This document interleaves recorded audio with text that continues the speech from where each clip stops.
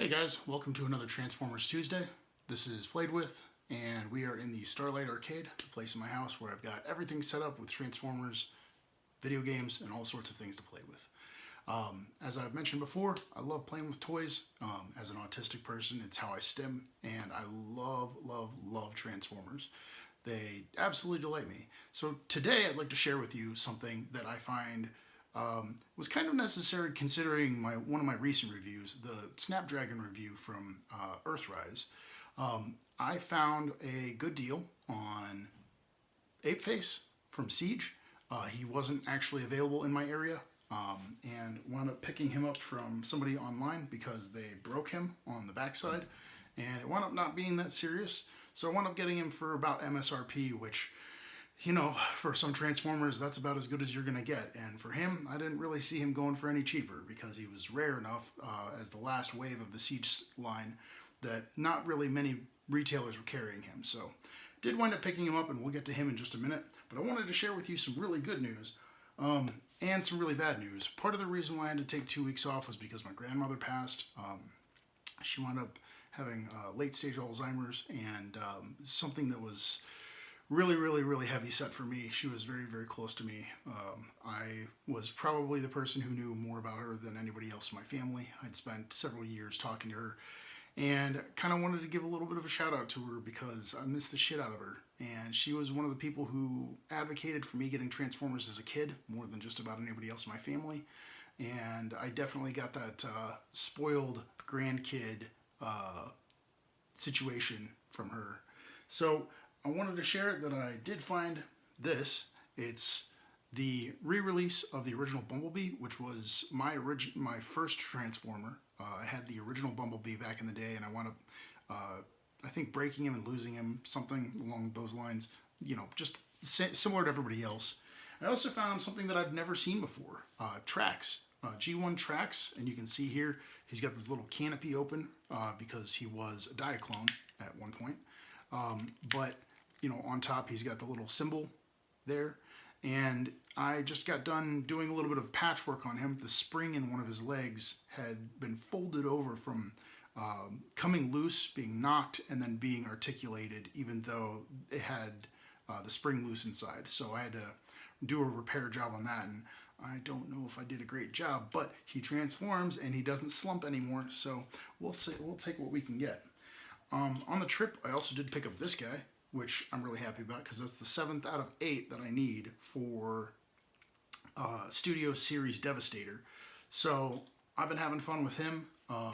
He's a little bit loose here, but I'll do a review of him once I've got the complete figure. I'd rather be able to do one long video of it. It's such a great set. Oh man, if you can get your hands on this, even if you don't like the movie series stuff, which I have been very verbose about how I'm very on the fence about these stupid faces that they've got. I mean, look at that. That's his face. That looks awful. Awful. Anyway, speaking of which, I also wanted to share with you that I did wind up getting the 3 girls, little motorbikes. And I've got a lot to say about these guys. I'm going to be doing a review of them later. They need to be talked about because, yeah, they need to be talked about. I'm not going to say that everybody needs to get them. And as positive as I have been about all my other Transformers reviews, we're going to have we're going to have a talk. Anyway, before I left, I did find this at Ross. If you're not familiar with Ross, here in America, it's like a TJ Maxx or Marshall's. It's owned by the same franchise, or the franchise is owned by the same company. But check this out. I don't know if you know TJ Maxx. It's a discount superstore. Look at that. Down from $70 to $24.99. Masterpiece. Movie series. Ironhide. The second hardest Transformer that ever got made, next to, and you know who this is, Megatron. Yeah, this guy's the hardest, second hardest. I am a happy kitten. I'm a happy dog. I'm a happy animal. You can pet me and I'll be happy because it is insane. Oh, man down. we'll let that one slide. I don't like editing my videos, mostly because I don't really know how to yet. Haven't really found a good source, so you're basically going to get whatever I've got, and hopefully that's going to be good enough. But anyway, let's get down to it. We've got the Ironhide over here, and as I have been learning how to transform him, I will eventually do a review on him that shows me transforming him to a robot mode and back again in succinct fashion, which there's a lot to talk about there as well, because this is one of the most articulated, one of the most, I would almost say, over-engineered Transformers that I've ever seen. Kind of like the Megatron, and I love it. I love it so much. I want more of it. I want stuff that takes 437 steps in order to transform. I'm not lying. It's how it goes. Anyway, so you can see here, I've got Apeface, and you know, he is one of the Titan Masters types. His head does come off, and it has a separate head on the other side, and it looks great. It's good paint apps on this. Very good color scheme to make it look really distinguished. Now, there's a lot to be said about this figure. His gun, which is a tiny little shotgun, really only fits in 3 of his like 45 holes. He's got 5mm ports all over his entire body, and this thing falls out of or does not stay in most of them. So we're going to leave that off to the side until we do the transformation. He comes with a winged section, which is pretty neat. It can act as a shield, or as you saw, I have him set up so that it looks a little bit more like a dung beetle, or like one of those very large beetles that fights. I kind of like it that way because it gives him a different look than just the staple, I'm waiting for the bus robot transformer look of just 2 arms, 2 legs, and a head. And so having that big section in the back, you really might like to decorate it because you're stuck with a nose cone and these little portions of the wings anyway. So adding a little bit more to it just doesn't seem like that big of a problem. Now, people have complained about this because there are 2 things happening with this figure. One, it is very, very hard to transform successfully into all the modes without instructions. So you have to pay attention, you have to get to know the figure. And at first, well, let's take a moment. I hate monkeys. I hate them. I don't like them. I don't like monkey things. I don't like monkey apparel. I don't like most monkey things. It was the singular factor for me not getting into Beast Wars, because Optimus Prime was a big old ape. So getting this guy, for me, I had to get him on clearance, even though it was MSRP. I had to get him in a fashion that was suitable to me. And the major reason I actually even picked him up was because one of the 2 things about him is that he is a twin, I guess, to Snapdragon. So the 2 of them are like King Kong and Godzilla, and I'll show you in a minute what they look like together. And the second thing is that even though Snapdragon is clean, and I did in my review talk about how awesome he looks in jet mode, the plastic used for Apeface comes in 2 different types. This type, which is the same type as Snapdragon, and this type, which, as somebody mentioned, and you can't get it out of your mind once you think about it, looks like a puddle of shampoo, like shimmering shampoo. And if you've ever seen shimmering shampoo, you know that that's what that color scheme looks like. Even the purple that's made out of the same plastic has like a dull finish to it, even though it's the exact same gloss finish as the white. The white looks like that shimmery shampoo that just winds up gooping up puddles around your bathtub. It's gross. But that does not deter this figure from being awesome. And I'm going to say that having said what I said about monkeys. I really don't like monkeys. But this guy's fucking awesome.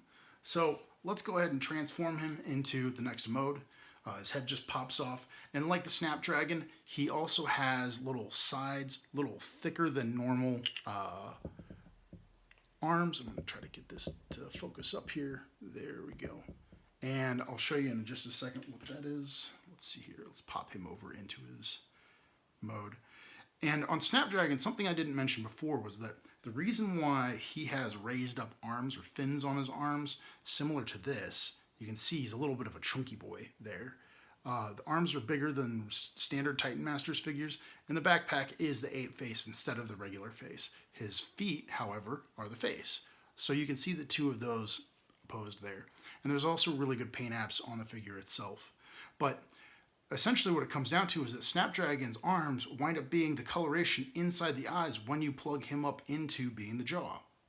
Didn't realize that. And this one, likewise, creates a series of connectivity between the back and the front for the ape face. So it makes sense. If you didn't have that there, it wouldn't look as congruous. It'd make the head look small. So I get it. I understand that. Now, there's also this little nose portion right here. And the nose portion becomes important depending on if you want more of an orangutan look or if you want more of the ape look. And we'll show you that in a minute. So let's get into transforming him. I'm going to take him into jet mode, then I'm going to take him into the monkey mode, and then I'm going to compare him to Snapdragon, okay? So flip these down, the feet. On the back sides, we flip this around and do the same over here. And big, good ball joints here in order to be able to move those around. Now, this section pops up underneath, and it tabs in right here to that, so you want to make sure you get it out of the way. The head for the ape is actually stuck up inside the nose cone, so that's okay. And what I found was that the broken section for this guy was this blue piece right here. So if you push him up in and you close this, it's just supposed to be a very gentle nudge, but it was very clear that the previous owner dropped it here and snapped the blue piece out, and then wasn't really able to push it back up into place, so it wouldn't actually accurately transform, leaving the mouth hanging out of the underside of the cockpit. And that was very garish looking. It wasn't a pleasant looking model, so I can see why they wanted to get rid of it. But I got it patched up. The little plastic bits along this section broke, and that's what made it so that it popped out in the first place. So I've got to be rather delicate with this guy, because another drop like that could wind up shattering the entire nose cone off, and I definitely don't want that. These wings lift out and rotate down, and then here we can just go with the cockpit opening. You don't actually open it from the top side. You wind up opening it from the center, right where the little lip here is. So you lift that up, and one of the things, just like Snapdragon, you have to flex the arms up on his Titan Master in order to be able to get him in. But unlike Snapdragon, he has a different portion where you wind up having to pose him like this, because the feet actually plug in to the inside. You can see the two little pegs inside the cockpit. So what I do is I plug him in, and then I sit him down. Once I hear that engage, there we go. And I just use the head to softly rotate him down. And then at that point, you can lower the wings, because they're not going to be in the way of anything after that. And then this section here, the arms rotate around to the back side on both sides, and they tab into themselves. And I look for the tab here, and it plugs into the underside of the arm to the black section here.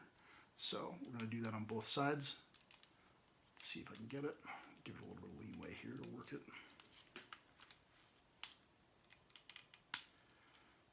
Okay, there we go. And then there's another tab here on the inside. You can just barely see it, and that's got a hole on the other side here in the black, which is very, very hard to see. But just make sure you line that up, and then it just takes a gentle squeeze to get in there. Go to the other side. Let's do that real quick. Get that up. There's that. And basically the arms are done at that point. Now, these guys, we want to rotate these around just gently, keep the nose cone out of the way, make sure that the back section is down, flat, and then the legs will rotate up, very similar to many of the Titan Masters figures. And then the arms fold over on this, and what you're going to do is you're going to plug this section over the top of this tab, and this section over the top of this tab. So, and that's why I say without instructions, it's a little bit hard to run. I did not have instructions. It took me a little bit to figure him out. So keep that out of the way. Do the second one. And then on the black spaces of the front of the legs, there's a tab underneath them. That's also a little bit hard to see. And you just want to squeeze the wing and the black section of the legs together, and that'll give you a nice firm fit for those to make it easier to be able to tab all this stuff in. And it should go together pretty easily. I mean, there's no real stress here that this figure was designed around. You're not fighting it. If it feels like you're fighting it, then you're probably doing it wrong. And that's a lesson I had to teach myself. So with that being said, we've got the main body put together, and all that's left is to fold the feet back, fold the purple sections of the toes down, and then this portion here, there's 2 tabs on the back of this, and then this section folds underneath these 2 little tabs here. So we've got these 2 tabs right there, and then these right here, and you have to connect it all at once. So this softly, oh, you want to make sure that's a little bit further down. You have to angle it correctly or else it'll overshoot. And that's it. It's already done. There's the jet mode, and the feet can go down or up. It doesn't really matter, but it looks fantastic. And even though it's got the shampoo shimmer finish to it, that much of it makes it look a little bit better. What I think of when I see this is the plastic that they decided to start using during Beast Wars. There were a lot of figures that I shied away from because I just didn't really get the whole animal transformations thing, and I'm on the fence about whether or not I'm going to collect Kingdom. I know there's a lot of figures that aren't animals in it, but man, a lot of that stuff, it doesn't grab me. But this is all right. I can get behind a cool spaceship and a cool looking dude that also happens to turn into a King Kong looking dude. So with that being said, the wing can really only go in one place on the starship. It basically goes right here and it pops down, and that's that. And then the gun itself really also only has one place to go, and that's on the nose cone. But you can see it's loose. It doesn't stick, and it can't fit into the one underneath it. Like it doesn't actually lodge far enough in. So a lot of times I wind up putting it either on the sides, which also flops, in the back, which also flops, on the other back, which also flops. Actually, I'm just kidding. I don't put it any of those places. I put it on the underside of the toes, and that's the only place that gives me a good connection. And I don't know if that's just quality control or if it was one of those things that this gun wound up getting used a bunch, but it's the only place that it fits into Starship mode. And it's kind of cool because if you set him down like that, he actually leans at an angle, and that gives it a little bit more of a dynamic pose. But like at the same time, when he's flying straight, he's got a little gun that aims down. I can get behind that. It looks like an A10 Warthog gun, in the way it angles. So, that's pretty neat.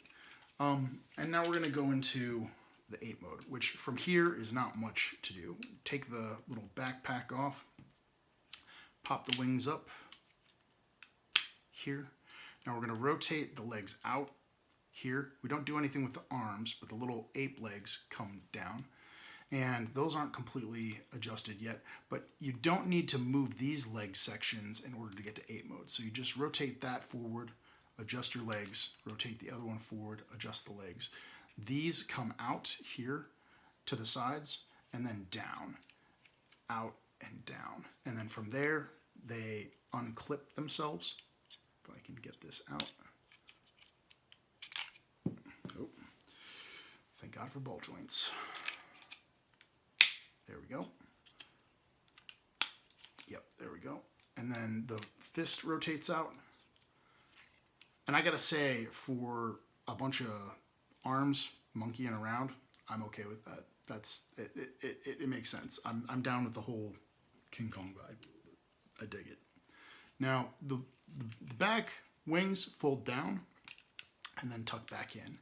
And one of the things you got to remember to do before you do that is to remove the headpiece, because the cockpit does not open with the wings in its way. So take his little Titan Master out. We'll deal with him in a second. And then back here, we're going to pull this up. And then once you have the head pulled out, you're going to want to take the Titan Master, fold him up and install him in the head. And he's just an easy slide down once you got the two sides in place. But you want to make sure that this thing stays up, and there's a little conical or cylindrical tab that connects to this section underneath it. And this is where it gets hard. So you want to make sure that the figure itself, this is probably going to be bloody.